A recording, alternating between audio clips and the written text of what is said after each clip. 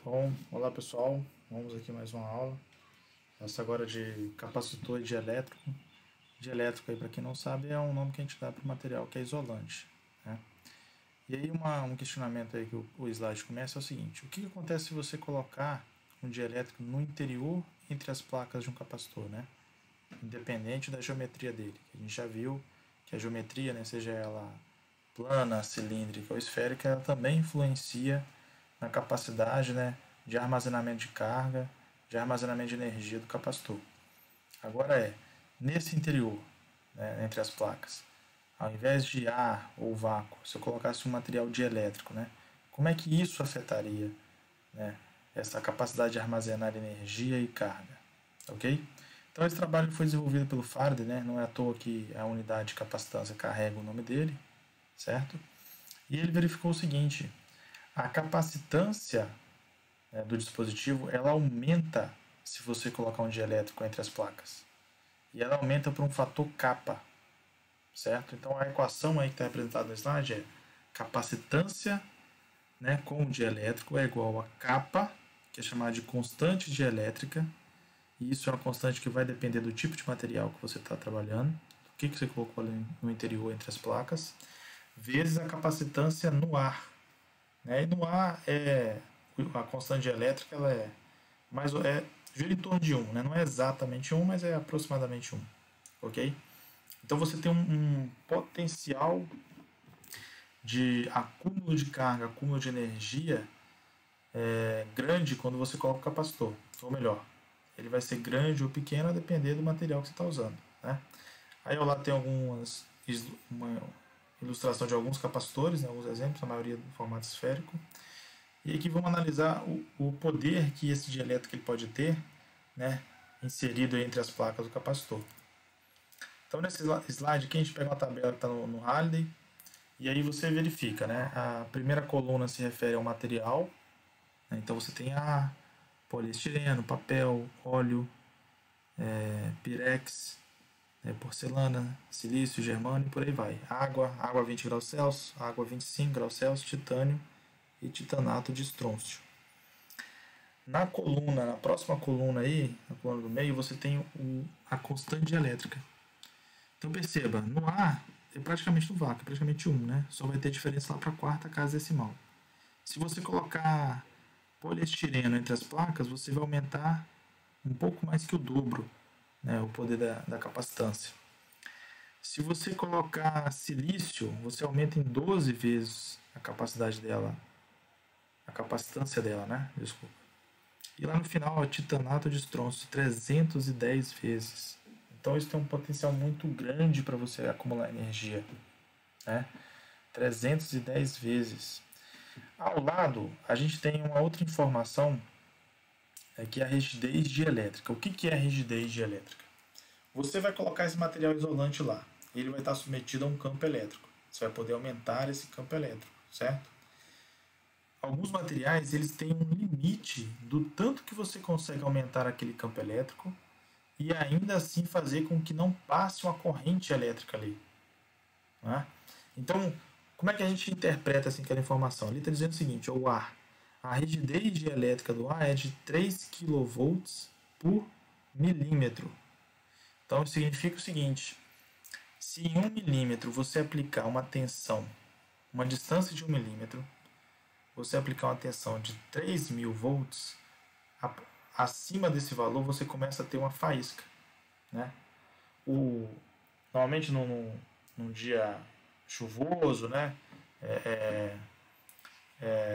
Com nuvens densas, os raios, os relâmpagos que são formados, eles são justamente formados porque há um acúmulo de cargas em nuvens, né, na parte superior e inferior.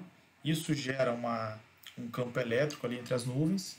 Esse campo elétrico, quando ele fica muito intenso, quando ele ultrapassa essa informação aí da rigidez elétrica, então ele deixa de ser isolante e começa a passar carga. Então, basicamente, a rigidez elétrica ela vai te dizer o limite do tanto de campo elétrico que cada material aguenta. Né? Ou seja, acima daquele valor, né, ele não vai ser mais isolante, vai começar a transferir carga. Então você percebe que tem alguns materiais que você não tem esse valor preenchido, justamente porque eles não têm esse limite aí para continuarem sendo dielétricos. Tudo bem? Ok, então vamos entender como é que se dá esse processo, né? Primeiro vamos ao efeito. No item A gente tem aqui um capacitor submetido a uma tensão B, está representado ali. E aí, eu não retiro esse capacitor da tensão, ele continua sendo alimentado pela tensão. E insiro nele um material dielétrico capa. A partir do momento que eu insiro nele, se ele está sendo alimentado pela tensão, ele vai continuar com a mesma tensão. Então, o valor de V vai ser constante, né, ao longo desse processo. Ok? O que eu observo? Se observa que começa a ter um acúmulo de carga nas placas, né? Fica acumular mais cargas, mais do que tinha antes.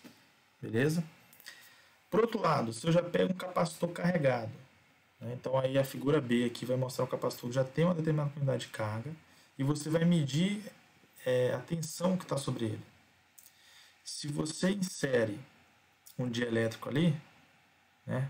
Lembra, esse capacitor agora no item B não está mais sujeito a uma fonte, ele já está carregado e não está fechado em nenhum circuito. Tá? Se você insere um dielétrico ali, isso vai atuar de maneira a diminuir a tensão entre as placas. Né? E aí, se você se lembra do cálculo da energia que a gente fez no vídeo passado, a energia, uma das formas era o quê? Era meio da capacitância vezes a tensão ao quadrado. Então, ou se você pegar a própria definição de capacitância, né? Capacitância é o quê? Carga sobre tensão. Então, se você aumenta a capacitância, você ou aumenta a carga ou aumenta a tensão. Então, perceba que, para você aumentar a capacitância, ou você aumenta a carga ou você diminui a tensão. Então, é justamente isso que está acontecendo. Quando você coloca o dielétrico aqui, quando a tensão é constante, você acumula carga. Você aumenta a quantidade de carga, ou seja, aumenta a capacitância. Quando você coloca o dielétrico com ele já com a quantidade constante de carga, você faz o quê? Diminui a tensão. Os dois casos levam, né, ao aumento da capacitância. Mas como é que a gente consegue compreender esse processo? O que acontece? Né? O material dielétrico, alguns deles, né, eles podem ser um dielétrico apolar ou polar. Né?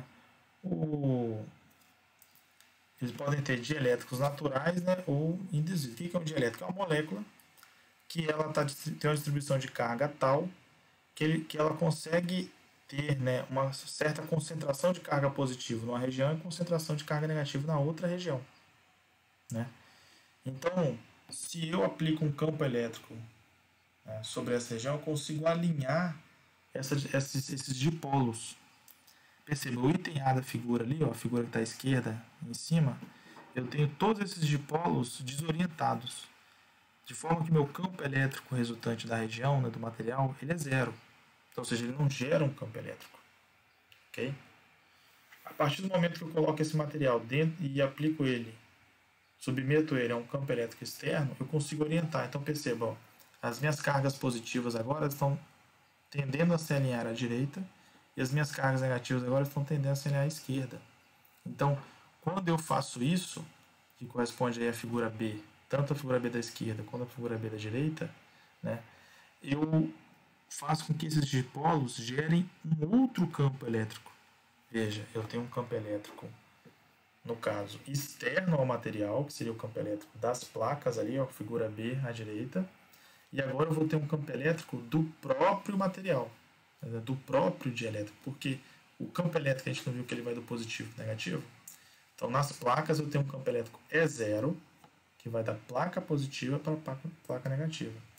Do material, eu vou ter um outro campo elétrico, um campo elétrico que é chamado de E', né? Vou voltar aqui a figura, percebe que vai dar, olha para os dipolos, né? Vai do dipolo, da região de dipolo positivo para a região de dipolo negativo. Esse resultado de E0 menos E' vai me dar o campo resultante ali, ó, E. Ou seja, então o efeito do dielétrico é o quê? É diminuir o meu campo elétrico naquela região, certo? O que gera um aumento da carga. Né? Por que está aumentando essa carga? Porque, volta lá no capacitor, porque além da carga que você vai ter induzida aqui pela fonte, pela tensão da fonte, você vai ter a indução causada pelas próprias cargas no caso aqui da placa positiva, pela própria carga negativa aqui do material. E no caso da placa negativa, pelos polos positivos aqui do dielétrico do material. Então você intensifica esse processo de acúmulo de carga e ao mesmo tempo você diminui o campo elétrico e causa uma diminuição da tensão do material.